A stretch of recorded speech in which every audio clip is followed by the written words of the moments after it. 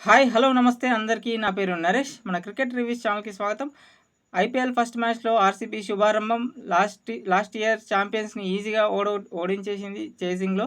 మరి దీనిపైన రివ్యూ చెప్తాను. ప్లీజ్ సబ్స్క్రైబ్ చేసుకోండి. కొత్తగా చూసే వాళ్ళు లైక్ అండ్ కామెంట్ చేయండి, సపోర్ట్ చేయండి. మరి ఈరోజు రివ్యూకి అయితే వెళ్ళిపోదాం. ఈరోజు ఫస్ట్ మ్యాచ్ మరి టాస్ గెలిచి బౌలింగ్ తీసుకున్న ఆర్సీబీ అయితే టాస్ గెలిచి ఫీల్డింగ్ తీసుకున్నారు.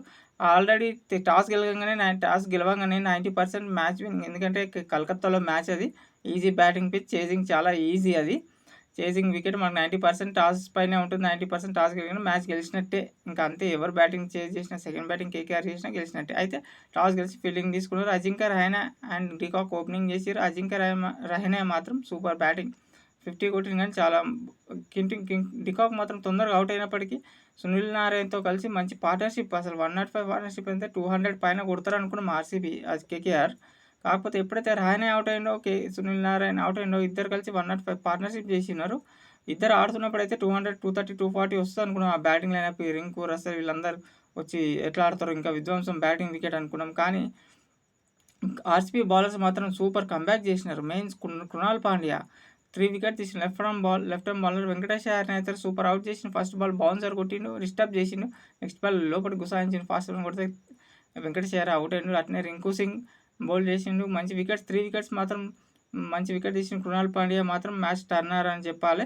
మరి ఆ స్కోర్ 174కి సెట్ చేసిరంటే కృణాల్ పాండ్యా బౌలింగ్. ఆండ్రీ రసెల్ని, సుయాష్ శర్మ, ఆండ్రీ రసెల్ కూడా ఫెయిల్ అయింది. ఈరోజు కొడతాడేమో అనుకున్న స్కోర్ కొట్టలేదు. ఆండ్రీ రసెల్ కూడా ఫస్ట్ టైం అవుట్ అయ్యిండు. ఒక అజింక్య రహానె, సునీల్ నారాయణ మంచి పార్ట్నర్షిప్, అదొకటే పార్ట్నర్షిప్. మిడిల్ ఆర్డర్ మొత్తం ఫెయిల్ అయిపోయింది ఈరోజు కేకేఆర్ది ఫస్ట్ మ్యాచ్లో. మరి రఘువంశీ ఒకటి 30 రన్స్ కొంచెం రాణించిండు.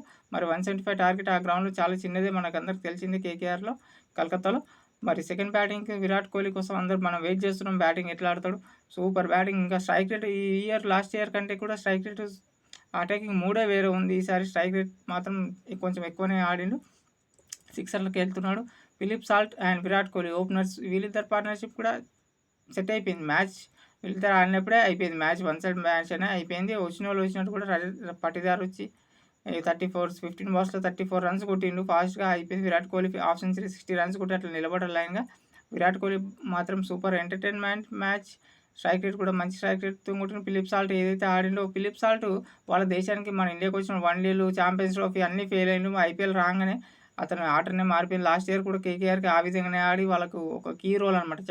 వాళ్ళు ఛాంపియన్స్ అయ్యారు కదా, దాంట్లో ఫిలిప్ సాల్ట్ పాత్ర కీలకం ఉండేది. అప్పుడు ఇంటర్నేషనల్ ఆడలేదు కానీ మనం మళ్ళీ ఆర్సీబీకి మంచి 11 crores పెట్టి కొన్నారు. వాళ్ళకి మంచి ఇంపార్టెంట్ రోల్, అది దానికైతే న్యాయం చేసిన. ఈరోజు ఫస్ట్ మ్యాచ్ శుభారంభం సూపర్, సేమ్ కలకత్తా గ్రౌండ్లో కాబట్టి బాగా ఆడిన. ఇక కోహ్లీ ఎప్పుడూ ఆడుతూనే ఉంటాడు.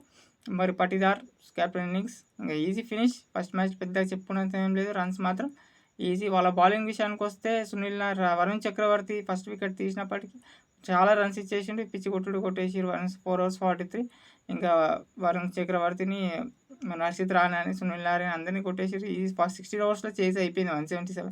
230, 240 ఉంటే ఏమైనా ఫైటింగ్ ఉండేది మ్యాచ్. ఎందుకంటే బ్యాటింగ్ లైనప్ కేకేఆర్, ఆర్సీబీ కూడా ఇంకా లివింగ్ స్టోన్, టిమ్ డేవిడ్, ఇంకా కృణాల్ పాండ్యా, ఇది విరాట్ కోహ్లీ చాలా స్ట్రాంగ్ బ్యాటింగ్ ఇది ఆర్సీబీది కూడా. ఆర్సీబీతో శుభారంభం.